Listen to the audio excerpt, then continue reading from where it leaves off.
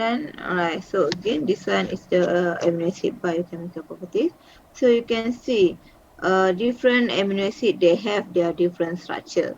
Okay, so the changes or the mutation of the amino acid in the same group might lead to different structure of the might replace with different structure of amino acid, but normally still do not cause any effect to the protein unless the changes of the amino acid or the mutation of the amino acid uh, occur between different groups, right? Okay. Okay, if I'm not mistaken, I asked you to look on these figures, right? Okay. So basically, once you do the pairwise sequence alignment between your query and also the subject from the database, the output of the result will look like this, right? Okay, so it is very important, okay, for you to know how to read this the result, okay, to understand uh, what is the results means. Okay, for example here you align uh, the human beta globin, which is the query, and also the myoglobin, the subject here. Okay, and then you want to see at what percentage the level, the similarity level, or is that the exact mesh between these two protein, is that two protein is identical to each other, or is that homolog to each other. Okay, so this is the important of the pairwise sequence alignment. So if you, as you can see from here, query start amino acid start at number 4, position 4. Okay, so means this L, the first amino acid, okay, start at the position 4, and then the subject start at position 3. Okay, so can anyone tell me what is the identities means? How could you identify the identities from the result? Okay, and then why the identity show here is 37 out of 145, means about 25%. So how I get these numbers? What's the identities? Anyone?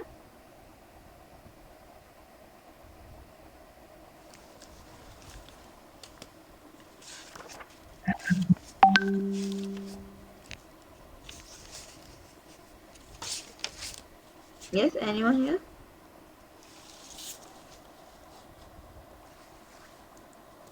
Doctor, I think for the identity, it is the same amino acid for the query and also for the subject. Okay, same amino acid. Okay, Yes. yes, so it means that it's exact mesh. Okay, L is L, mean exact mesh. Okay, so it means here out of 145 amino acid you can count. Okay, this one from L to Y here, total is about 145 amino acid. Okay, so the exact mesh or the identical amino acid, okay, so is about 37. Okay, so you can count here. All right, is that same 37? All right, and then now how about the positive? Anyone? How about the positive?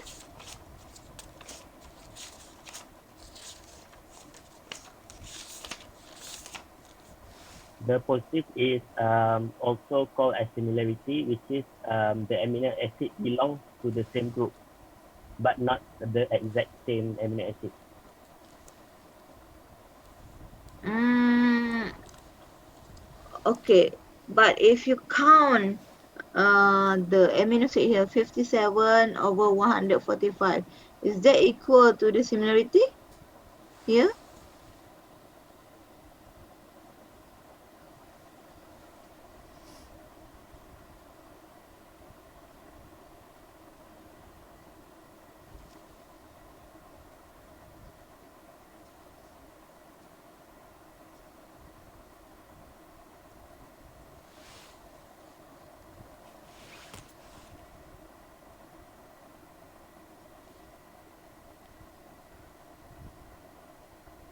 Is that same, the numbers?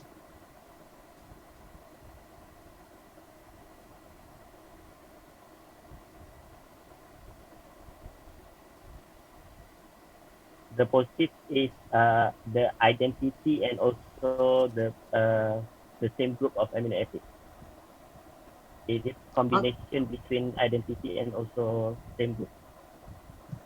Okay, so basically the similarity, as you said just now, um, is the amino acid that fall in the same biochemical and biophysical property. Yes, it's right.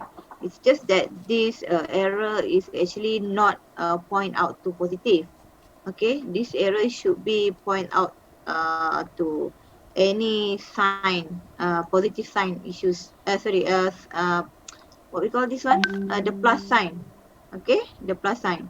Okay, so the plus sign means the similar. Okay, similar.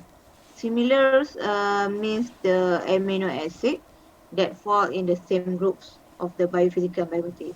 So the positive is actually the identical and also the similar of the amino acid. So means the identical plus the uh, what we call this one, plus sign. Okay, so means if you count 57 over 145, so it's equal to 39% of the positive, right?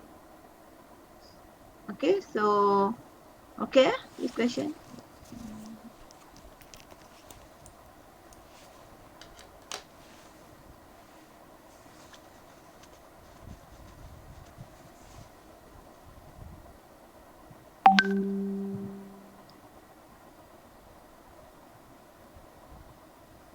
Okay, so this one. So,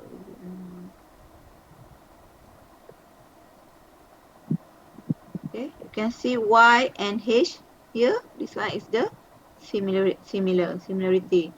So we note as a plus sign here.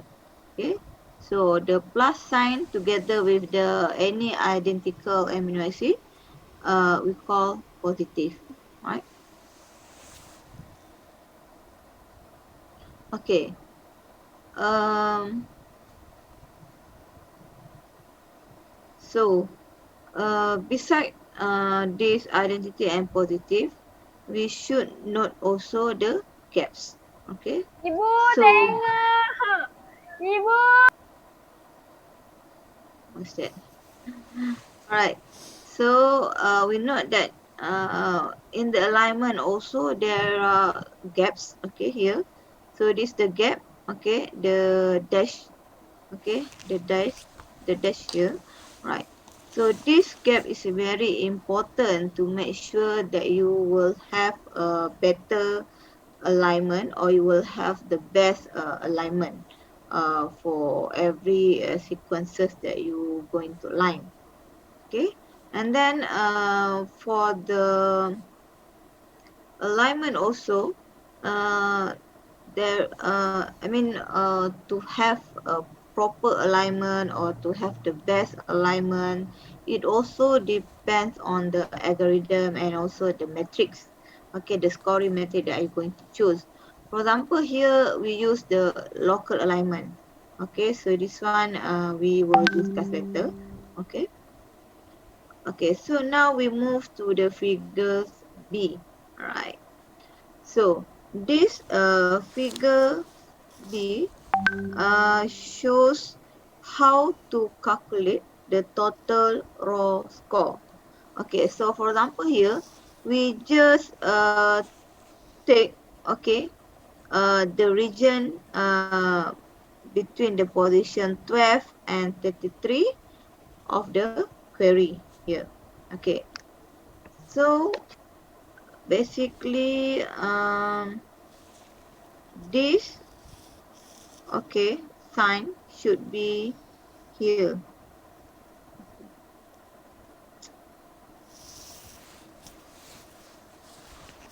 Okay, this one actually should be moved to here. Okay, should be moved to here. Okay, So this is the position start at 12. Okay, so you see here VV, this one VV, right? Okay. Maybe when do the PDF, the what we call the error, and then all the what we call the apa nak cakap ni, the mark is moved to the other direction. Okay, so okay, so basically for this region, okay, you start here until here. Okay, so basically this region, okay, from position 12 on query and then until position 33, right? So you focus on this part. Okay, okay, you took out this part and then you make it as a table here, right? You want to calculate the raw score between this query and subject. So means now you have your query protein A, let's say protein A, and then the subject is protein B, right? So okay, so now can anyone tell me how you get this value? Where do you get this value? How are you going to identify this value? Anyone?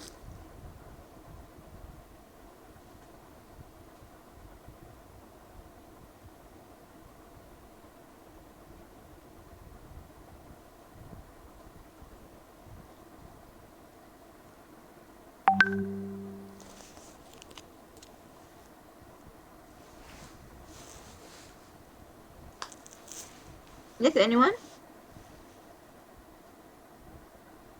Can you guess where is the values come from?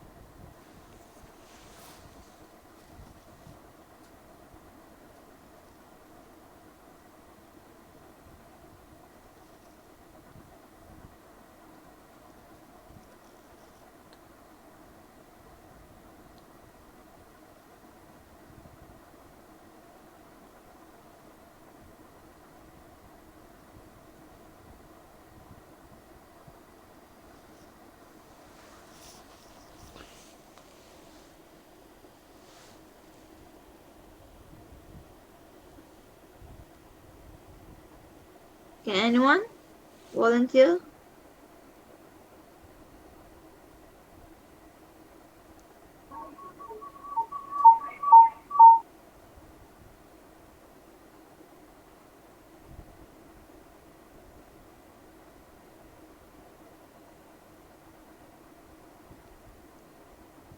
Norakila?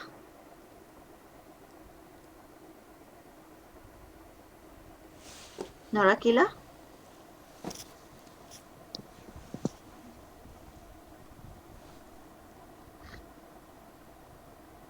Are you there?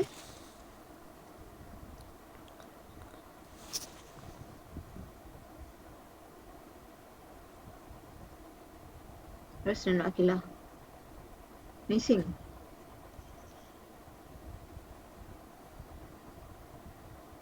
How about Harisa? Harisa Sazana?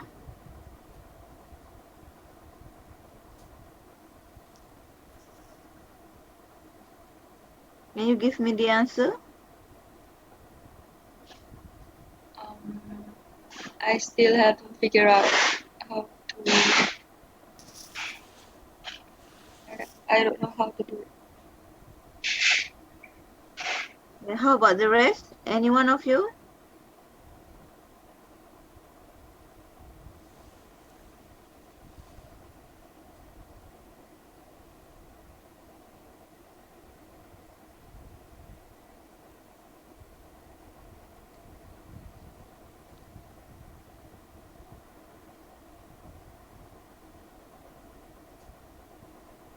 Okay, please refer to the description in the right side here. Okay. Figure B, panel B illustrate how raw score are calculated using the result of a separate search with just amino acid.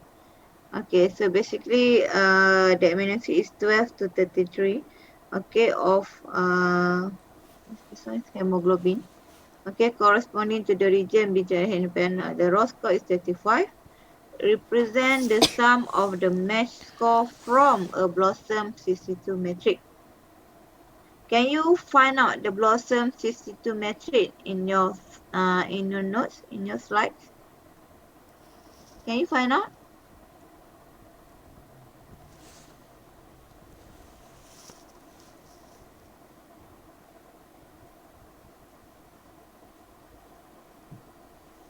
Anyone? Can you find out the BLOSUM 62 matrix in the slide?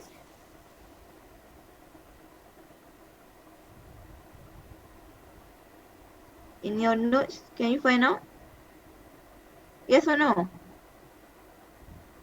Ada tak dalam slide tu, dalam notes? Ada doktor. Ada doktor. Okay. If ada, then please have a look on that BLOSUM 62 matrix and then try to guess how this value is identified.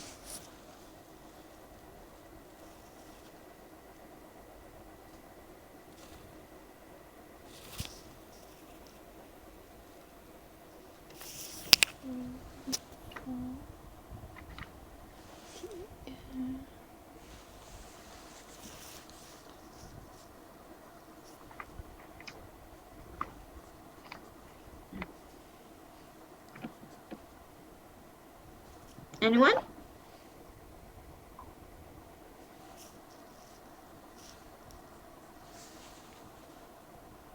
Anyone?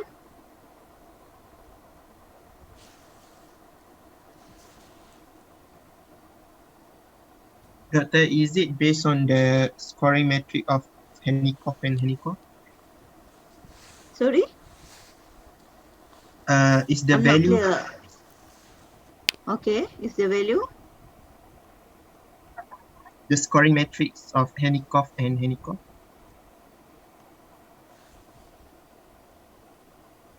Yep. Yes, true. That's why I asked you to refer to that BLOSUM 62 matrix. But how I get the value here? Looking for that scoring metric. So how can you identify this value?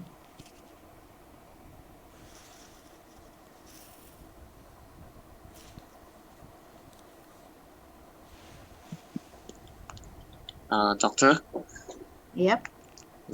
is it by looking at, let's say for the query 12 and to subject 11, you can see that the amino acid is V over here. Then from the What Henikoff is? and Henikoff, Okay. like for the query 12 and subject 11, there is an identity with the amino acid V. Okay. Okay, so from the scoring matrix, from the left, we find for the V, and the bottom one, we also find for the V. So we can see that Mm-hmm. the amount is 4. And then it same goes to Yes, the true. W. Yes, true. Okay, good. Okay, so basically, as I mentioned, the main goal for the pairwise alignment is for you to find out the best or the optimal alignment for the two sequence. Okay, to make sure that you can predict the function, okay, of your query, right? So in order to get the best alignment, you need to give a score. Okay, because during you do the alignment, okay, there is a lot of possible alignment. So let's say that in order for you to align this 145 amino acid, right?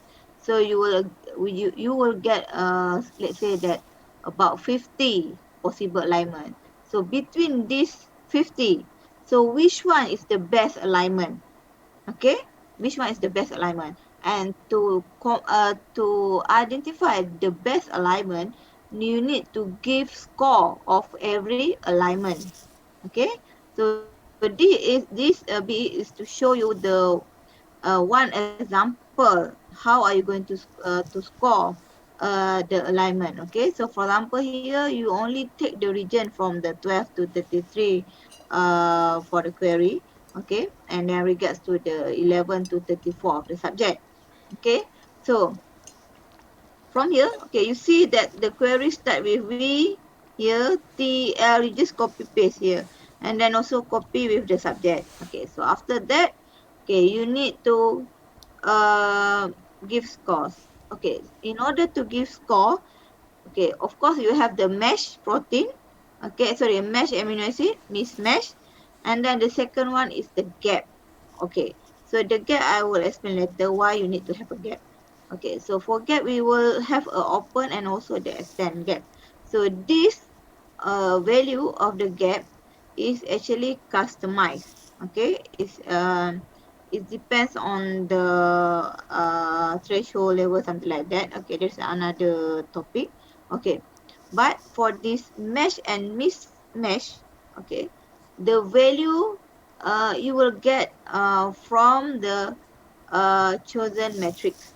Okay, for example, in this case, uh, the metric was given is BLOSUM 62.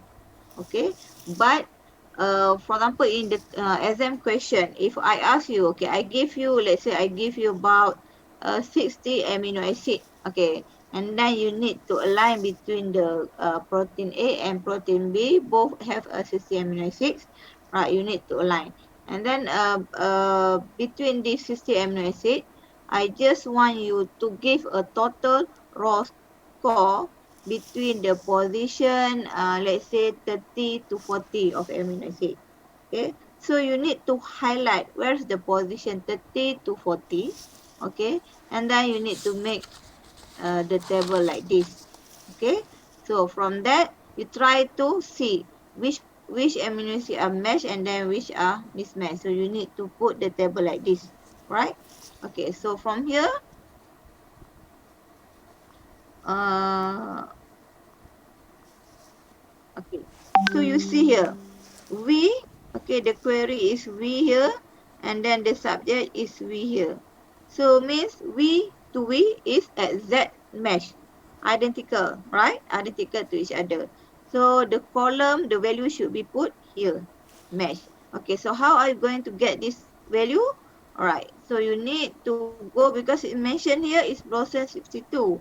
So you need to refer to the BLOSUM 62.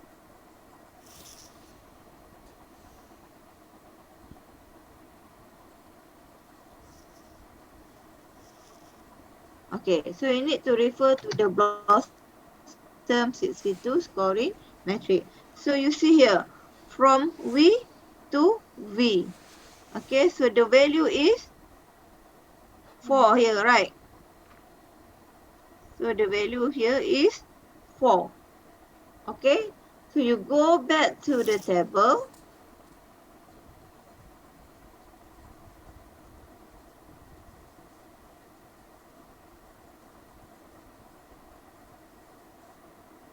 Okay, so you go back to the table. So you put the value here, 4. Okay, so next. Okay, so next, T and L. Okay, T and L, is that match or mismatch? T to L, match ke mismatch? Mismatch. Match. Mismatch. Okay, so mean you need to put in here, the column here, right? Okay, so you see T to L. Okay, refer back to the BLOSUM 62 matrix. T to L, what is the value? -1. T to L. -1. 1. Okay, -1. So here is -1, right? Okay, so you continue to check with other amino acid. A to N. Match ke mismatch? A to N. Match ke mismatch? Mismatch. Mismatch. Okay, mismatch. So means you need to put in this row. Okay, so what is the value you should put here? Refer back to the BLOSUM 62 matrix. Okay, until you finish all. Okay, for example, okay, and then one thing is the dash here, okay, referring to the gap. So the gap here, okay, this is the open gap, means you start to introduce the gap. Okay, so normally for the gap open, you need to put the value must be higher compared to the extended gap. Okay, so that's why you see here the gap open is -11, the extended gap is -1. So this also gap. Okay, so you put here. Okay, right. So after you finish all, okay, after you finish all, okay, you need to sum of matches. You get the plus 50, and then you total up this mismatch, you get -13. And then you total up, okay, this gap, so you get -20. Okay, so to get the raw score, total raw score, okay, the formula will be matches the sum, okay, see, the sum of, okay, mesh, okay, plus mismatch, okay, plus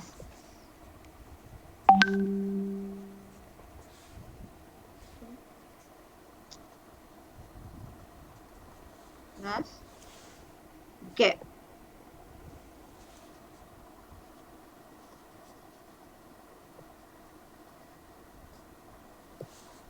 Okay, so this is the total raw score that you will get. Okay, okay,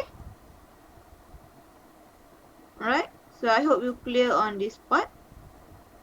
Okay, okay, so let's move to other things. Right. Okay, Doctor, before that, okay, if they get, yep, Doctor, I have a question. yes. The what is it? The Mm-hmm. opening gap. Why is it -11? Okay, so as I mentioned, the value is the value here is customized. Okay, there's another topic on how actually we can give the value for the gap. Okay, but for this topic, I just leave it first. Okay, until you Okay, come to the next topic. All right. okay, thank you, Doctor. Okay. Uh, okay.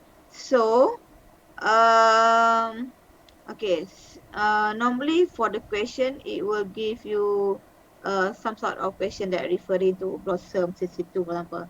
But if they mention that BLOSUM 45, so means you need to refer to the BLOSUM 45 matrix. Okay, so that the metric is not because it's not standardized. It depends on what metric they ask you to refer in. All right.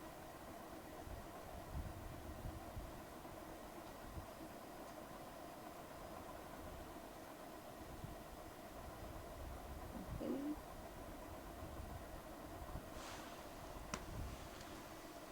Okay. Next. Okay, this is the part that why we need to introduce the gaps, right? So as I mentioned, you need to do the pairwise alignment. The aim or the goal is to make sure that you get the best or the optimum alignment between the two sequences, okay, or between two protein. Okay, so pairwise alignment is useful in identifying mutation that have occurred during the evolution and have caused a divergence of the sequences of the two protein. So basically, the mutation is occur due to these three: the substitution, insertion, or deletion of the amino acid or the nucleotide. Okay, so the addition of gaps, okay, exactly the same length can help to create an alignment that model that evolutionary changes that have occur. Okay, so I give you example here. Okay.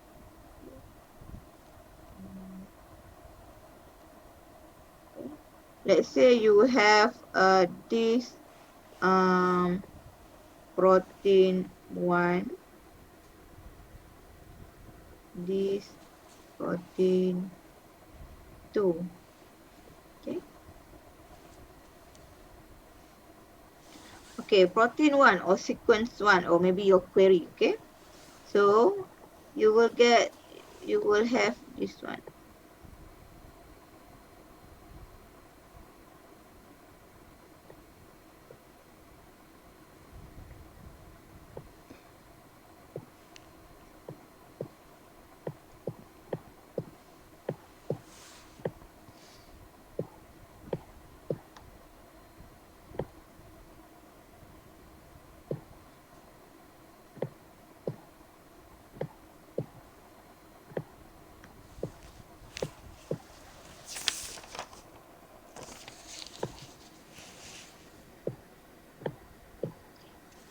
Okay, so let's say you have the first protein sequence. Okay, the first protein sequence here is the MTKAQ amino acid. So total 5 amino acid, right? And then the protein 2, the sequence is MTKQ, only 4 amino acids, right? Okay, so let's say you align this both. Okay, normally you will align, okay, M match to M, T, T, K, K, A, Q mismatch, and then Q with here, okay, nothing. Okay, so that's why we need to introduce gap here. So gap here, okay, referring to either this second sequence, this P2, maybe deletion occur. So maybe actually there is another Q here, for example. Okay, so maybe this Q is deleted. Okay, so maybe it's that. So we do not know either this one is really deleted or not. So that's why we introduce the gap. Okay, this another this is one possibility. Or there are insertion occur here. So we should not have this A. Okay, so maybe we should not have this A. So maybe this one is just the insertion. Okay, so we do not know also. Alright. Okay, otherwise, okay, there are also deletion here, so you can introduce gap here. Okay, so maybe A is here supposedly, but it's deleted. Okay, so we do not know. Okay, so this is the possible alignment that you will have. So you will have the alignment like M, T, K, L, Q, L, K, K, gap here, Q here. Okay, so this possible alignment. Another possible alignment is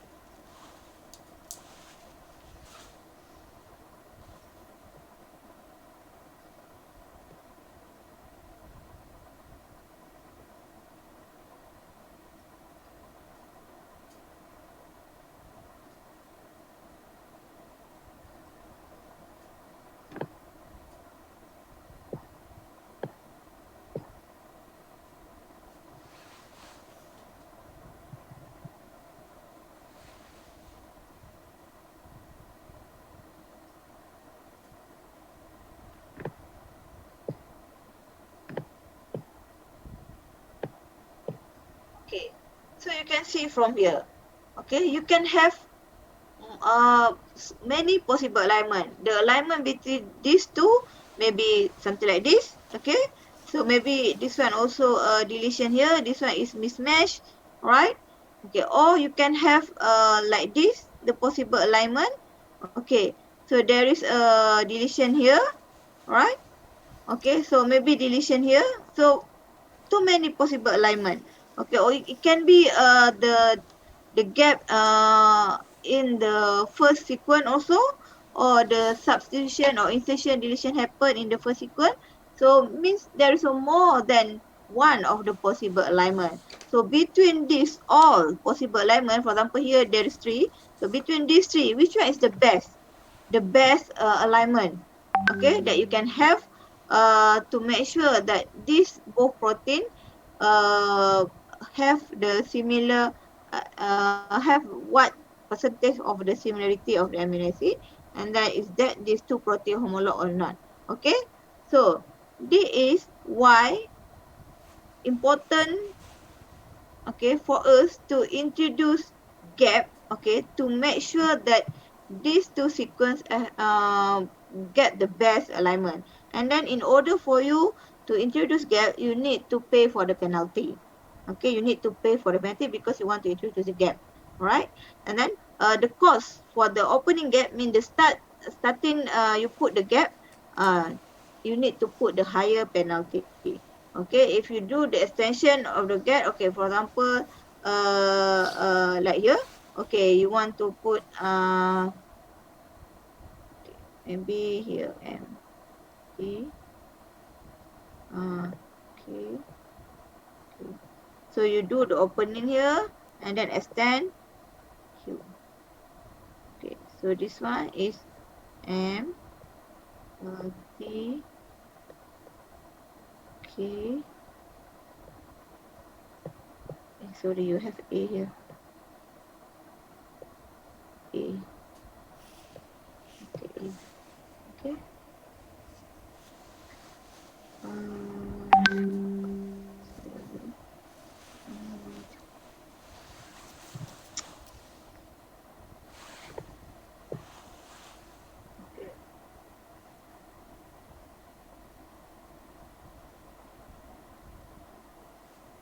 Okay, this just I just put some example. Okay.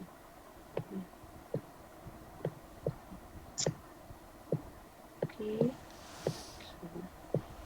Okay, this is some of the example. Okay, let's say you want to introduce more gap. Okay, to make sure that you will have proper element, because the sequence of the two protein maybe not just 5 amino acid. There is another 120 100 200 amino acid. So you will have more right here.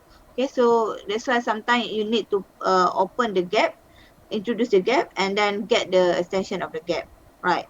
So for you to introduce the gap, okay, the cost you need to pay the penalty. So the cost to introduce the gap is you need to pay for the higher compared to the cost to elongate the gap.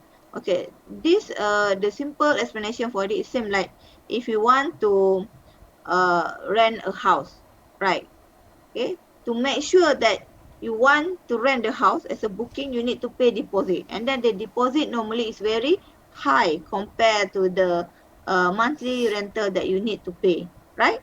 Which is a consistent because you need to elongate your stay. Okay, you want to extend your stay 1 month, 3 months, 1 year, but the cost for you to book the house, okay, you need to put the deposit, which is the higher amount, right? So simple also like this. We want to introduce the gap, so you need to pay higher penalty, and then the cost to elongate gap is the lower penalty, right? Okay.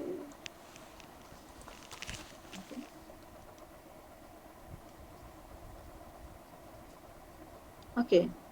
So this is the one reason why we should have the gap, okay, to make sure that we will have the proper alignment. But of course, every gap that we introduce, there is a penalty. Then we will have the scoring for that one. Okay, like the previous table that we did, we need to give a score, all right, and then we need to pay for the penalty. Like the open one, we put the -11, and then the second one is -1. All right. Okay. So this that was about the gap. So similar percentage of the similarity. Okay, you need to remember that the percentage of this is the formula for the percentage similarity. So this one is different with the previous one, which is the formula to get the total raw score. Okay, so to identify the similarity percentage of the two sequence, you need to sum the identical plus similar and then minus the gap penalty. Right, so this one is to identify the percentage of similarity. Okay. Okay. So now we move to the algorithm of the alignment. So as I mentioned, there is two important algorithm for the alignment. They use the global and the local. Okay. So for this algorithm, they need to have a matrix, okay, to allow us to score an alignment between the proteins. So as I mentioned before this, to make sure you get the best alignment, so you need to score every alignment that you did. Okay, so the best score that you get, so means that is the possible alignment that can identify either your protein is really homolog to other protein or not. Okay. So matrix allow us to score alignment between two protein. Okay. For the score, of course, you need to give score to the identical match. So mean exact match of the amino acid, and then the mismatch. Although the mismatch contains some similarity, I mean the amino acid changes in fall in the same biophysical property, but this one also we consider mismatch. Okay, because it's not longer the same amino acid, right? And then we need to give score to the gaps also. Okay, the gap as I mentioned, we have the open gap and then also the extension gap, right? So algorithm to perform the alignment is due to enormous number of possible alignment, right? So basically there are two algorithm that we use. First, the global alignment, which is developed by Niederman and Woos in 1917, which is they give score or they analyze uh, to the entire sequence of each protein of DNA sequence. For example, let's say that protein A, you have 100 amino acid, protein B you have 100 amino acid. So if according to this global alignment, it will calculate the score based on 100 amino acid, the entire sequence. Okay, but for local alignment, okay, this method is developed by Smith and Waterman in 1981. It only focus on the regions of the greatest similarity between two sequence. Okay, if you go back to this one, for example, like, okay, for example, here you have two sequence, two protein, which is have a 145 amino acid. If you follow the global alignment, so it will calculate from here, from this position until end of the position. Okay, but for the local alignment, it only choose, okay, the greatest similarity. So after you do this alignment, maybe you see that too many gaps here. Only in the middle contain more mesh amino acid. So you only took this region. Okay, so this is the local alignment. Alright. Okay, so mean the local alignment focus on the region of the greatest similarity between the two sequences. Alright. So basically, the alignment of the two sequences is straightforward computational problem. So means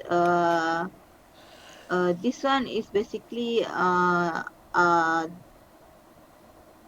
by the mathematician. Okay, they are the one that produce the algorithm because they want to find out the best formulation or the best scoring system or whatever to make sure they get the good result. Okay, but for us as a bioinformatician, normally we just know we just use the tools. Okay, like the tool that you use, the bioedit, for example, or maybe blast tool. So we just put or enter the sequence and then we will get the result. Okay, but the theory or the concept behind those tool or those software is actually developed by the mathematician and also the computational person. All right. Okay, but why we need to learn also, because we need to know the basic what happened, okay, behind the tool that we use, because it's easy for us to do the interpretation, all right, to do the interpretation and then we can read the results. So that's why we need to know also the basic background behind of the algorithm develop, okay, or how actually the result looks like this, okay. So as I mentioned, there are lots of possible alignment. Okay, so what score should they be assigned, right? So to do that, okay, they develop the two commonly used matrices. Okay, the first one is the PAM, percent accepted mutation by the Hoff, and then second is the BLOSUM, which is the block substitution matrix by Henikoff. So basically, the PAM, okay, are based on the close related protein, okay, referring to the percentage of divergent. And then matrix for the comparison of divergent proteins are computed, okay. And then for the BLOSUM is based on the conserved block bound in similarity, at least how many percentage of identical. And then the metric for divergent protein are derived using the appropriate of the percentage. Okay, so for this one, I will discuss detail later. So maybe, okay, before we take a break, 10-minute breaks. Okay, so let me share you here.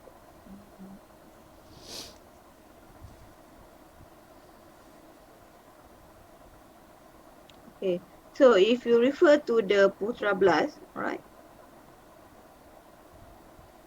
Okay, you see the first lecture, I put here the reading material evolution of hemoglobin in genes. Okay, so you please read this paper or this manuscript. This one to make sure that you understand more regarding the paralogs, autologs. Okay, how actually you can differentiate between those. All right, and then the second thing. Okay, for here and here, this one PAM, this one is the BLOSUM actually. Okay, so this is the original paper in 82, 97 and 81. Okay, for the Niederman and Wounds, and then also the Smith and Waterman regarding the global and local alignment, and then also the metric they use, which is the BLOSUM and PAM. So please read both of this article to make sure you get more information and then more understanding towards this topic. Okay. So with that, I think we will take a 10 minutes break. Okay, and then we'll continue after this.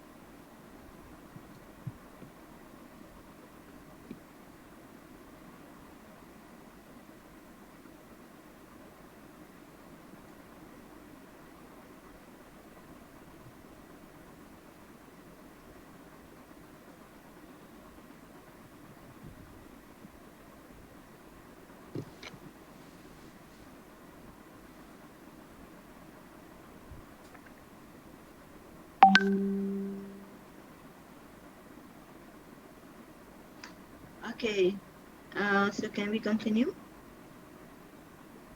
Is that everyone here?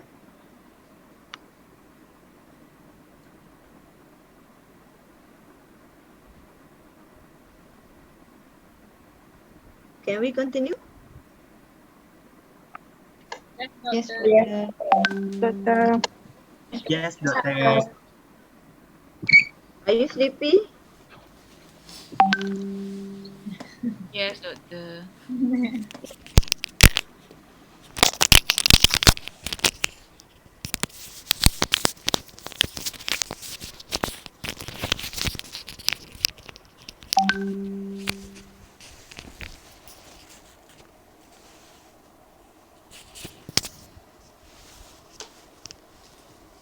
Okay, so let's continue. Okay. Okay. So as I mentioned, we have two metrics. First the PAM and then second is the BLOSUM. Okay. So this point accepted mutation is based on the Day-Hoff model, right? An amino acid change that accepted by natural selection occurs when first a gene undergoes DNA mutation, okay, such that it encodes a different amino acid. Okay, so means that for us to accept the natural selection, there are two rules. Okay, first, we need to know that the gene that happen to have a DNA mutation, okay, normally will encode a different amino acid. Okay, as you know, also one amino acid can have more than one codon, right? Okay, and then the second rule is that the entire species adopt that change as the predominant form of the protein. Okay, so mean when the mutation happen, okay, the mutated protein will be inherited by the species, and then they will adopt that change as the predominant form of the protein. So this is what we call the natural selection. Okay, so in Dayhoff model, their approach involves a phylogenetic analysis rather than comparing two amino acid residues directly. Okay, they compare them to the inferred common ancestor of those sequence. Okay, so means here uh, they actually do not compare the between the two I mean, if you have the protein A and protein B and then you have the amino acid sequence, they do not actually really compare one by one of the amino acids. Okay, they use the phylogenetic analysis and then compare with the common ancestor of those sequence. All right, and then the main goal of the whole approach is to define set of score for the comparison of aligned amino acid residue. So mean from that observation, they will set a scores, okay, to compare the aligned amino acid residue. So of course the comparison will look at the identity, mismatch, and also the gap penalty. Okay. Okay, while do the alignment, okay, you can see that some of the amino acids are easily mutate, and then some of the amino acid is hardly mutate. Okay, why this happen? Okay, the less mutatable residues probably have important structural or functional roles in proteins, such that the consequent of replacing them with any other residue could be harmful to the organism. Okay, for example, you have 100 amino acid, all right? Both protein A and protein B. Okay, for example. And then you see that when you compare this protein A and protein B throughout the 100 amino acid, the tryptophan only change 1 or maybe not change at all. But you see that the glutamic acid can easily change to the aspartic acid. Okay, so maybe in 100 amino acid there is happen that 12 time. Okay, you notice this situation happen. Okay, so that you can say that this tryptophan may have important function to the protein. Okay, so let's say that you use the genetic engineering. Okay, you knock out this tryptophan. Okay, so you see that the consequence, the structure of the protein will be changed.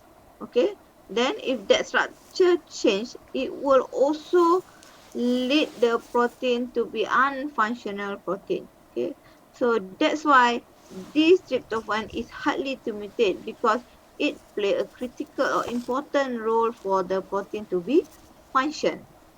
But okay, if you notice that, for example, the glutamic acid, okay, throughout the 100 amino acid is easily changed to aspartic acid, right? And then you see that although they have a numerous of changes, right, but seems like their structure is not really affected so much, and then their function of the protein also can be function as a normal protein.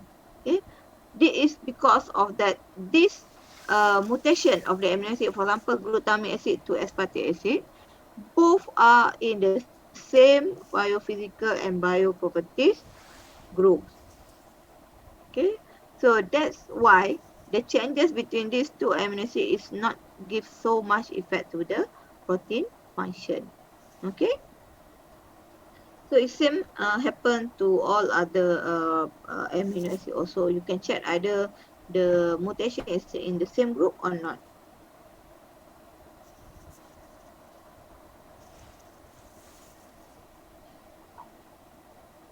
Okay, so these two figures is just to show you the different groups of amino acid, and then also the one amino acid can encode by more than one of codon. Okay, for example, here leucine, there's a 6 codon that encode for the leucine. Okay, so the silent mutation in the third codon, for example, here from A, okay, from A here from A to G, okay, for example, is still code for the leucine. Okay, so means it's not really affect the function of the protein. And also wait, okay, if yeah,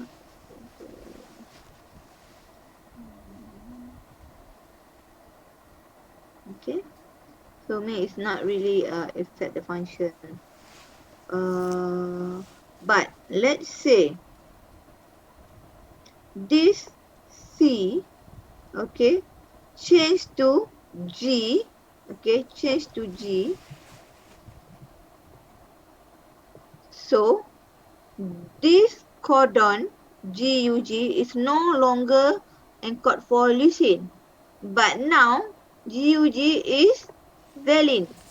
Okay, so you need to check for leucine and valine.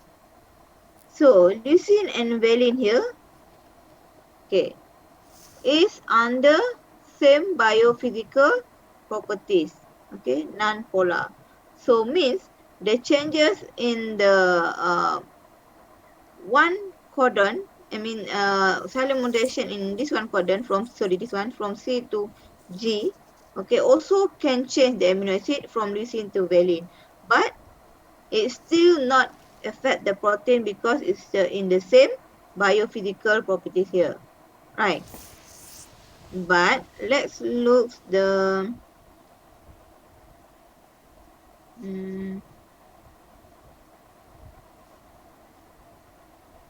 okay, let's look here.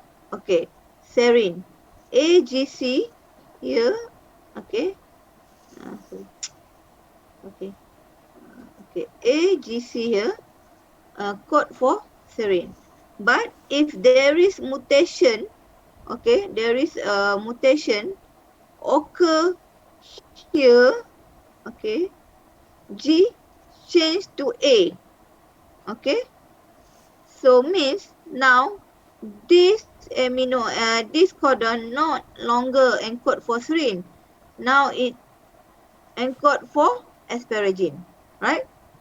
Okay, this G changed to A, so it jadi AAC. So means AAC no longer belong to serine, but now it's asparagine. Okay, so serine to asparagine. So you need to check, is that in the same group? Serine and asparagine? Okay, still in the same polar. Okay, so it doesn't necessarily mean exchange the protein. So means the protein structure is still doesn't give any effect at all. Okay, but you try to play around here. If the changes, the one change in the codon, okay, will lead to the changes of amino acid in different group. For example, from cysteine, okay, to lysine. Okay, this is the what you call? Okay, okay, this is the thing that you need to worry, because it might affect the protein structure and also the protein function, because the changes of the amino acid occur in different groups of the biophysical properties. Okay, clear?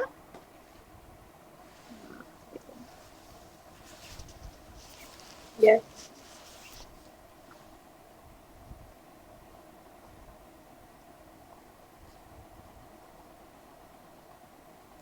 Okay, so I just stop for 2 minutes since it's azan now.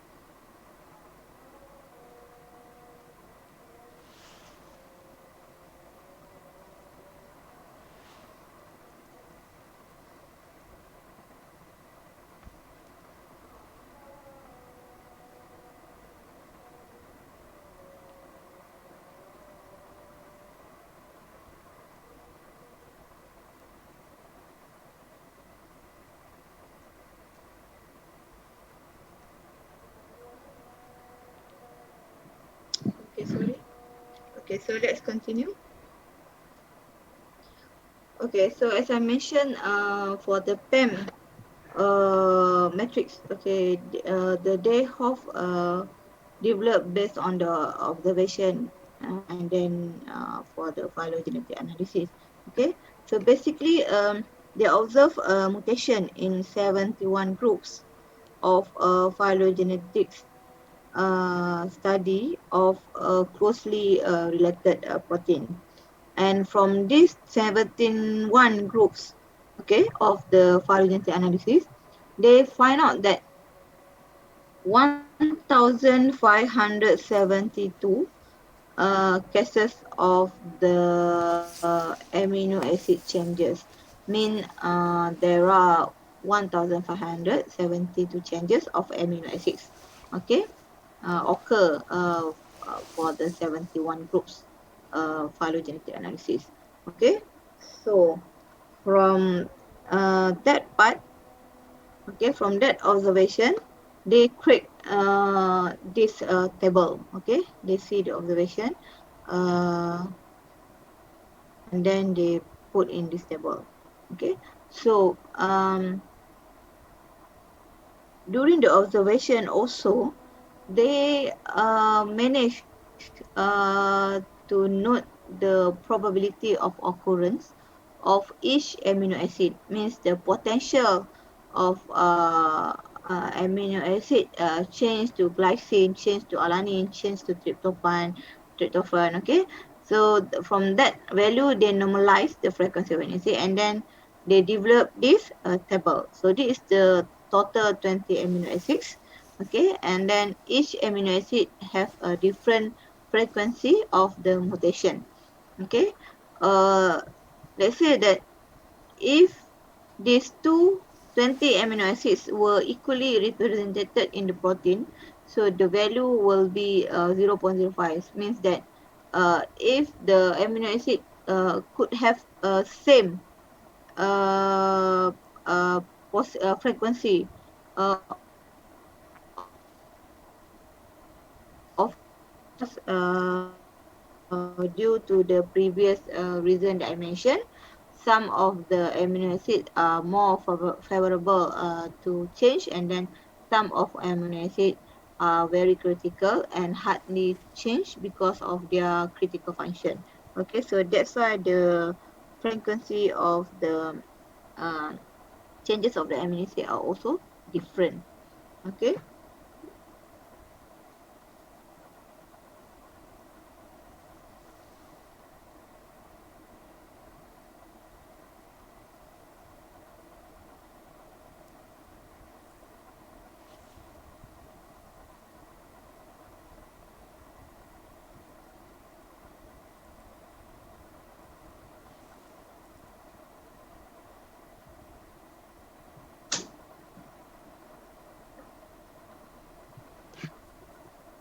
Okay, so until this one, okay. Okay. Okay, so now we move to the PAM 1 matrix. So how actually they develop this PAM 1 matrix. So Dehoff and colleagues, they use the previous data that they find out from the observation on the accepted mutation occur. Okay, and then the probability of occurrence of the each amino acid to generate this metric, this M metric, we call M metric. Okay, so this PAM1 metric was based on the alignment of closely related protein sequences. Okay, so as I mentioned previously, they use the 71 cases of phylogenesis. That one only, they use only the close related protein. Okay, so that's why the PAM1 metric was developed based on the close related protein sequence. Okay, all of which were at least 85% identical within a protein family. So one PAM is defined as the unit of evolutionary divergence in which 1% of the amino acid have changed between the two protein sequence. So it means that if you have 100 amino acids, okay, only 1 over 100 are mutated. Okay, so this one we call PAM1. Okay. Okay, so from the observation table and also the probability occurrence table, they generate this PAM1 mutation probability matrix. So they have this number where from the how many the frequency of amino acid the original amino acid, for example, alanine to alanine, and then arginine to alanine. Okay, so what is the value? What is the mutation probability? So this value they get from the probability of occurrence table, and also from their observation mutation table. So if you total up this column, so equal to 100%, means every column will equal to 100%. Okay. Okay, so after they develop the PAM one matrix, okay, so if they want to do for the PAM 2, PAM 10, PAM 25 at 250, so basically they all the PAM are derived from the PAM 1. Okay, so they half at all, they multiply the PAM 1 matrix by itself up to hundreds of time to obtain other PAM matrix. Okay, so for this calculation, I'm not going to teach you because it is the very basic, okay, probability metric, and then I'm sure that you already learned during your SPM or your metrics. Okay, so if you forgot how to do this calculation, M1, M2, so please go back and then um, redo it, okay, or re go through again, okay. So the important notes that I just want to highlight here. Okay, so every for the PAM are derived from the PAM one, which is they multiply the PAM itself. Okay, so that's why towards the end you will get the PAM 250, right? So okay, so this is the example of PAM 250 mutation probability matrix, which is derived from the PAM 1, right?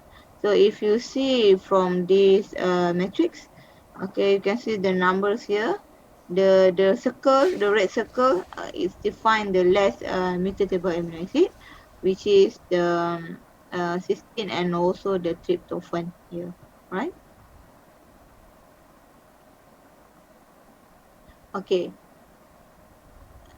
as I mentioned, for us to get the best alignment or to find out the optimal alignment from the so many alignment that we produce, as I mentioned before, we can have three, four, even hundreds of alignment, but which one are the best alignment? So we need to give a score to every, each alignment to make sure that the final score that we get is the highest score to represent a best and optimal alignment. Okay, so for us to produce the alignment, a good alignment, so we need to provide a score. So to provide a score, we need to use a metric. So the metric, we can choose which metric that we want. Okay, it depends also on the background of the protein. Is that the closely related, or the protein is distantly related, okay, or to divergent, or this is something that really matter on the result, on the tool that we are going to use, and then the result that we are going to produce. That's why I mentioned that the bioinformatics itself is actually one size not fit all. Okay, it depends on your objective. It depends on the tools that you use, and then what kind of metric, what kind of algorithm that I choose, right? But for some established tools like the BLAST, everything, they already have the algorithm and metric that embedded to the software or to the system. So it's easy for us to manipulate, right? But still we need to behind, and we need to understand the concept behind. Okay, so here we want to know how can we use PAM 250 to provide a score for an alignment. Okay, so now you have the PAM 250 mutation probability metric, which is this one. Okay, okay. So now you want to know the frequency of amino acid replacement between the distant related sequence. Okay, since I mentioned that 250, PAM1 is referring to a very close related protein because only 1% changes, right? But if the more higher PAM, So mean it will have more distant related sequence, mean distant related protein, right? So from this probability metric, we need to convert to the log odd metric. Okay, so this is the formula that you should remember. Okay, probability QI with replacement residue I relative to the likelihood of observing residue I by chance. Okay, so means here,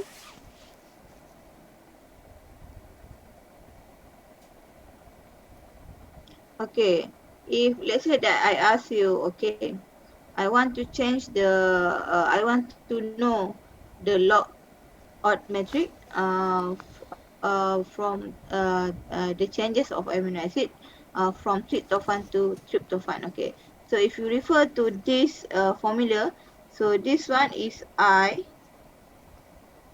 okay, this one is J, right?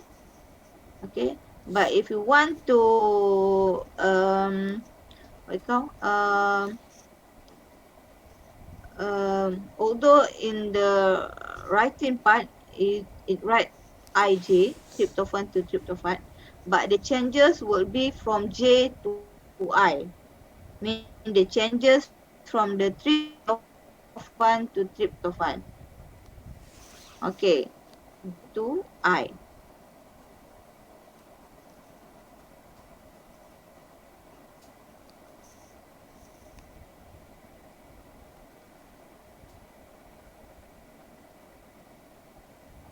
QIJ mean perubahan J to I. Perubahan J to I. Okay, so means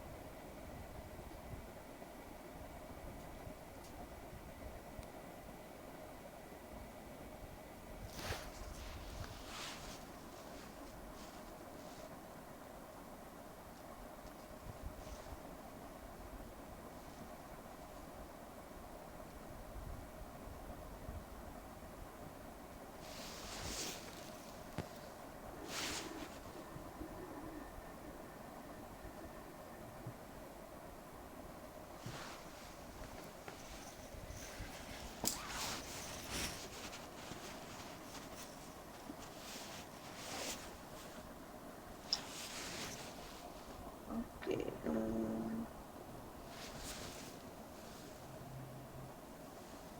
Sorry, the connection lost. So now can you hear me? Yes, Doctor. Okay. Yes, Doctor. Okay, so I think I repeat this one. Okay, so as I mentioned,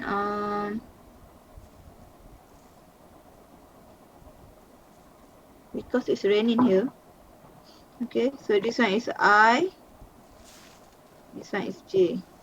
Okay, so you refer to this formula QIJ. So means the change from J to I, perubahan J kepada I. So J here is tryptophan, this one is tryptophan. So this one is easy because the same amino acid. Okay, just to show you an example.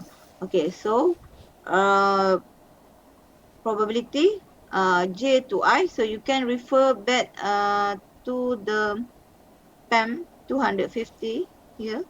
Okay, so means J to I is tryptophan. Okay, please remember that okay, this one is J. Okay, J, but here is I. Okay, X and Y. Okay, this Y. Right, it is Y. Y apa? Axis Y. This one axis X. Okay. So means the change from J to I, perubahan J kepada I. So okay, J is tryptophan. Previously, okay, you see which the tryptophan is a tryptophan, right? Tryptophan. Okay. So you find out a tryptophan to tryptophan. Where's the tryptophan here? Okay. So J to I. So means from J to I. Okay. So here. Alright, so this is the value 55, but we need to divide with 100. Okay, so Okay. you divide by 100, so you get Tahu. Ikut. 0.55 here, right? Okay, and then this PI means the probability of Ada Oreo. occurrence of I. So I here is Ada tryptophan. Oreo yang So probability biasa of kita jaga. occurrence, where you need to refer? You remember the table of probability of occurrence of each amino Oh, acid? yang biasa. Okay, Yang so biasa. this is the Original ni. table. You need to refer to that table. Okay. So this table. Ha. Okay, probability of occurrence. Okay. Okay, probability of occurrence of I. I is the tryptophan. So where's the tryptophan here? Okay, so it's 0. Apa tak kelas semua? Sorry. Okay, bye.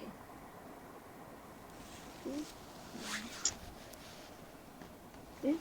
So here 0.0001. Okay. So this is the value. Right. So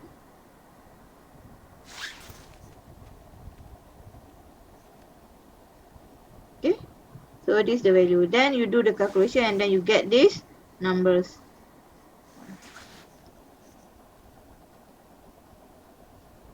Okay. So you get this value. Right. So now you want to check. Okay, you can refer to the log odd metric. Here. Okay, so this is the log odd metric for PAM 250. Okay, so means they already put the value here. But if you don't have a value here in this table, you can calculate or you can know the value here using the previous formula. Okay, so you see the previously is the J to I, which is tryptophan to tryptophan. So you see here tryptophan to tryptophan. Okay, so the value here is 17. Same, right? With the previous one. Okay, 70.4. Okay, we just what we call bundarkan. Right? Okay, now I want give you what we call it's the test. Another example for you to do in 5 minutes. Right? So please find out the lot odd value for this.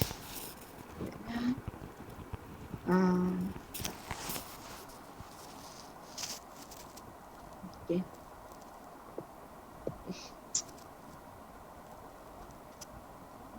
Yes.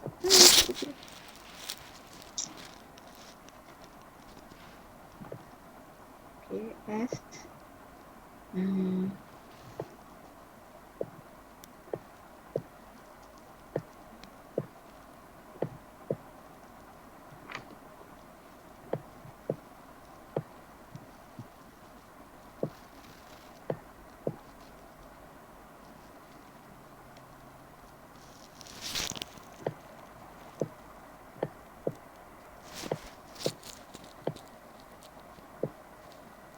Okay, so please do it in 5 minutes and then I will call any names. Okay.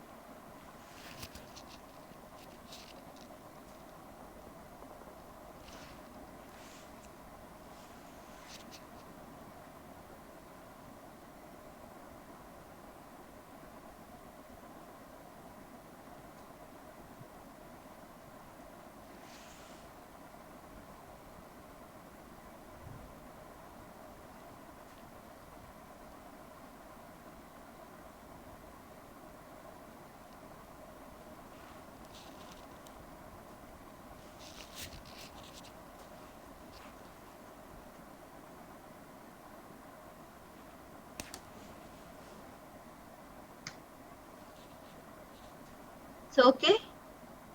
Ada yang dah dapat jawapan? Anyone? Ada tak?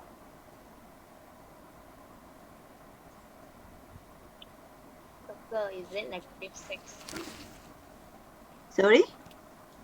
Is it -6? Okay, good. Okay, siapa yang tak dapat? Boleh angkat tangan tak? Tak nampak. Sekejap ya. Saya nak tengok.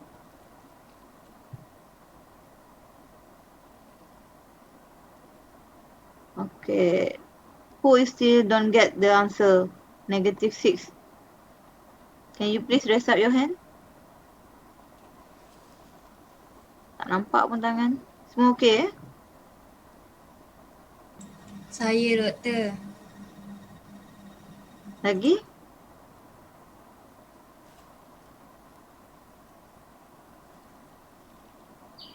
Saya. Lukman okey? Siapa tak nampak? Siapa saya tu siapa?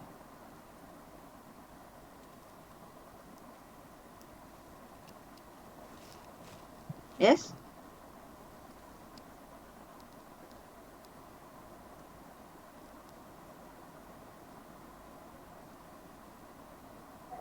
Doktor, saya tak dapat juga. Saya tu siapa? Boleh sebut nama tak? Aisyah Adila. Okay. Saya, Lagi? doktor.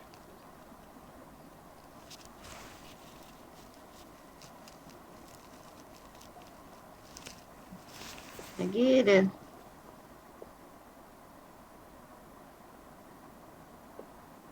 Hmm?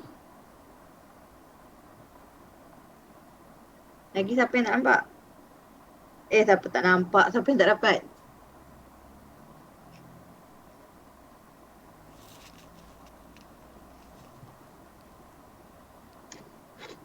So far yang lain okey kan? Okay, for those yang still lost, okay, so I think you can ask your friend, okay, because this one I think is a very easy, straightforward, okay. You just need to focus on the what type of amino acid change here, and then please note that the change will be J to I, okay, because if you're referring to the matrix table, so you need to refer to the J from J to I, okay. And then for this Qij value, right, so you, as I mentioned, because you want to change from the probability matrix to the log odd matrix, so this value you need to refer to the probability matrix. So this one depends, either PAM 20, PAM 250, PAM 10, PAM 40, PAM 80, PAM 30. Okay, it depends on the question. If they ask you to find the log odd matrix from the PAM 30, so means you need to refer to the PAM 30, right? And then for this PI is the probability occurrence, which is you can get the value from the probability occurrence of the each amino acid, mean the frequency of the mutation of the each amino acid. Alright. So from that you can get the answer, and then you can check this answer from the log odd matrix that provided here. Okay. Doktor, saya nak tanya. Yep. Hmm? Memang nak dalam whole number Dalam? Whole number. I mean like kalau ada decimal point tu memang terus nak kena round off kepada whole number ke? Oh ya, biasa kita akan bundarkan. Okay, biasa because you nak letak matrix, so it's difficult to put all the decimal numbers, right? Because it will take what we call the space, everything. So normally for the matrix, we just use the single numbers. Okay? Okay, thank you, doktor. Bundarkan. Okay. Okay, alright. So, okay, so this one is the practical experiment of the PAM matrix in the pairwise alignment. So as I mentioned, the PAM 1 is developed based on the observation on the close related protein. Okay, so for example here, human beta globin and beta globin from Pairwise. So if refer to this one is the paralog ke autologs? Is to proteins paralog ke paralog or autologs? Paralog. Paralog. Paralog. Paralog? Are you sure paralog? Nak kena cubit semua ni dah lupa pula. Autolog. Sorry, Doktor. So you see this one, you refer to the protein itself, human beta globin and beta globin, both are beta globin but from different species. So this one is the autolog. So means okay. So normally for the autolog is a very close related protein. So let's say they have the 100% amino acid identity. Okay, so for this close related protein, so if are you given the choice, which PAM is better to be used? Okay, PAM 10, 250 or 500? Which PAM? Which PAM that are you going to use for this close related protein? Which one that you think that will give you better alignment? Anyone? I mentioned before. Which PAM that you should choose if you want to do the alignment between the close related protein? Macam mana ni, baru ajar tak ingat ni.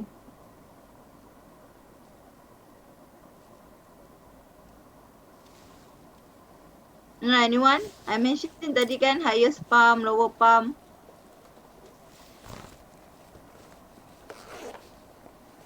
We use PAM 10, Doctor. Apa dia? Which PAM? PAM 10. PAM 10. Okay. So if you want to go for close related protein, we choose the lower PAM. Okay, you remember that PAM 1 only 1% divergent. So mean it's almost than 90% identical of the protein. Okay, so it's good for us to use the lower PAM. And then lower PAM normally will contribute to the higher bit score. Alright, so mean the higher score will show you the optimal alignment. Right? And then second, the divergent protein. Human beta globin and alpha globin. So this one is autolog ke paralog? Anyone? Paralog. Yes? Paralog, Doctor. Okay, that's good. Okay, so you refer to the protein, that one is the beta and alpha. So this one is the paralog. So paralogs normally is the distant related protein, okay, divergent protein. So for example here, it only have about 42% amino acid identity. Okay, so for this one, which PAM that good to be used? Between these three, which PAM? M70. Okay, PAM70, okay, because it's referring to the divergent protein, so you need to use the higher PAM. So you also give the highest bit score. Alright? Okay. Alright. Okay. Okay. So we have another 5 minutes. Okay, so that's finished for the PAM. So next we will touch on the block substitution metric, which is the BLOSUM. Okay. For block database consists over 500 group of local multiple alignment. So means this one is they focus on the greater similarity, local alignment of distant related protein sequence. So basically the BLOSUM metric merge all protein in alignment that have more than 62% amino acid or higher than that. Okay, so normally the BLOSUM 62 they use as a default scoring metric for the BLAST protein search program. So the blocks instead of comparing one by one, so they do the block. So means they will take the all the sequence that similar more than 60%, for example, they have as a one block. If you choose that blossoms 90, so mean all the sequence protein that have a 90% identity will come into one sequence or one blocks. Okay. So BLOSUM metrics are based on the empirical observation of more distant related protein alignment. Alright. Okay, so this is the example of the BLOSUM 62 scoring metric. by Hennikerf and Hennikerf. Okay, so you can see, you can read the papers to know more how actually they develop for this one. Okay, all right. Okay, so this the some summary for the BLOSUM, okay, BLOSUM and PAM. So if you want to go for the less divergent, mean very close related protein, for example the beta globin of human and chimpanzee. So if you choose PAM, you kena choose the lower PAM. Okay, but if the BLOSUM, you need to go for higher BLOSUM, because BLOSUM 90 means more than 90% similarity. If BLOSUM 30 means less than 30% divergent. Alright. Okay. But if you want to align the more divergent protein, or distant related protein, for example the human and bacterial globin, so you can choose BLOSUM or PAM. But as you know that the more divergent, so you choose the higher PAM, and then the lower BLOSUM. Right. So this you can customize this metric when you use the BLAST tool later on. Okay, so what difference would we observe? Okay, so if you choose the BLOSUM 45, for example, you can find out the related and divergent sequence here, because BLOSUM 45 means the 45% identical and above. So you can have 40%, 45% similarity, identical, or you can also have the 90% similarity or identical. But if you choose the PAM 30, okay, so means you only get less than 30% divergence. So mean you only found the related sequence. Okay, so then the output or the result will be limit. Okay, will be limited here. Okay, if you use further. So that's why it's a very important for you to make sure or to justify which metric that are you going to use in order to get the best or optimal alignment. Okay. Okay, I think can I finish this one because we have another 2 slide. All right. Okay. Right. Okay. So beside the BLOSUM, and okay, there's a limitation for the detection. Either use the BLOSUM or PAM, because we have also the twilight zone. So at some point, two homologous protein are too divergent for their alignment to be recognized as significant.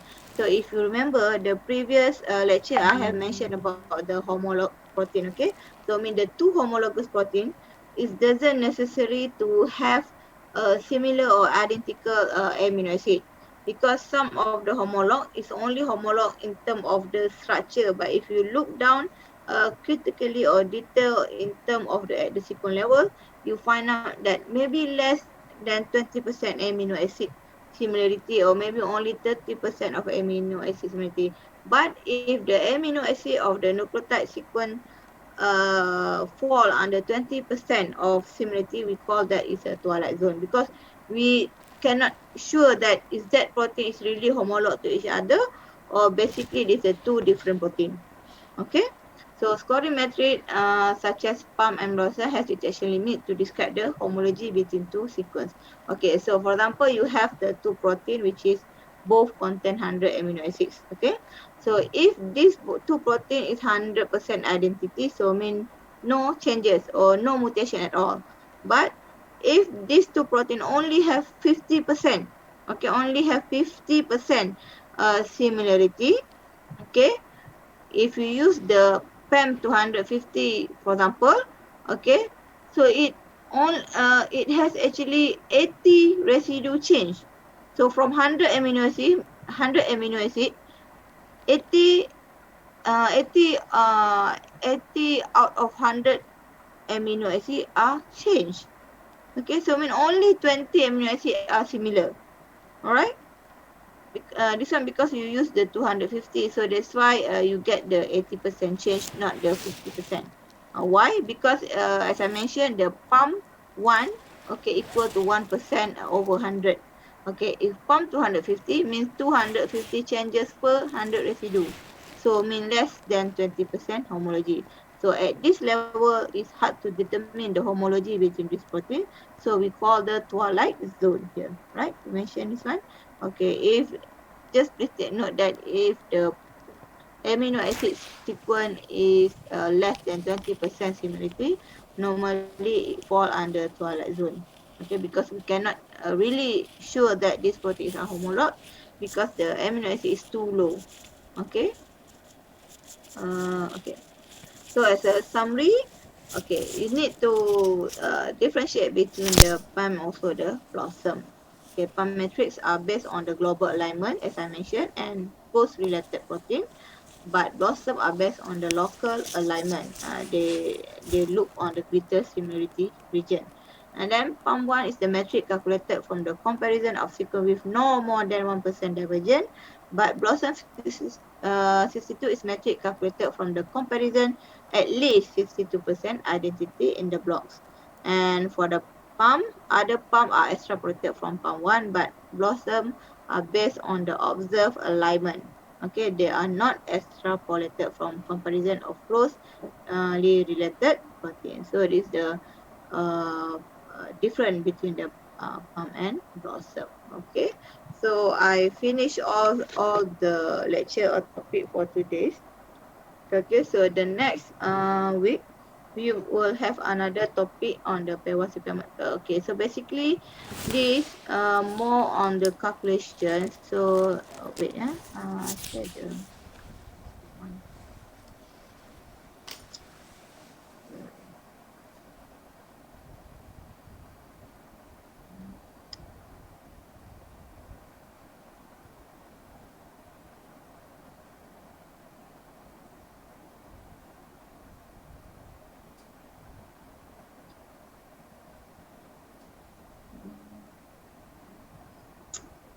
Wait.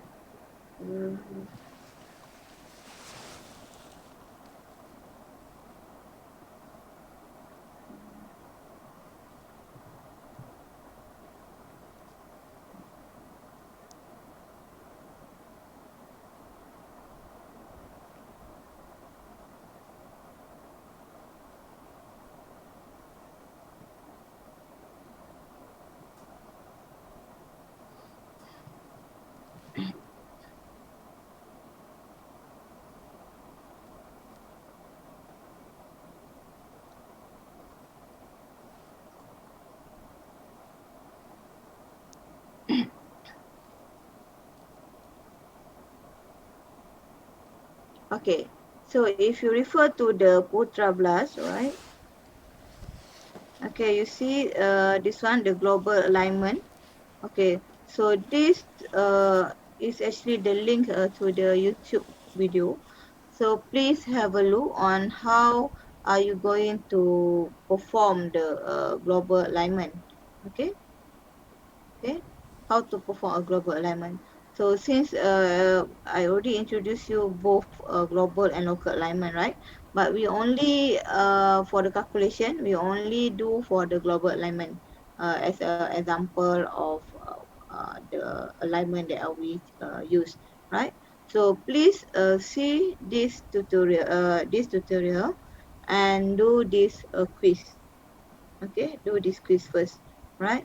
So we will discuss a little bit on the next week before we move to the final topic before the first test, right? Okay, it's important for you to look to the video tutorial first because it's difficult to teach using the online platform. All right, although you can, I mean, I can draw here, but it's kind of still difficult, right? It has a limit. Okay. So I think that's all. Do you have any question? No?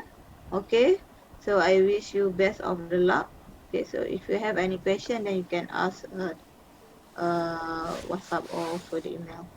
Okay. With that, thank you.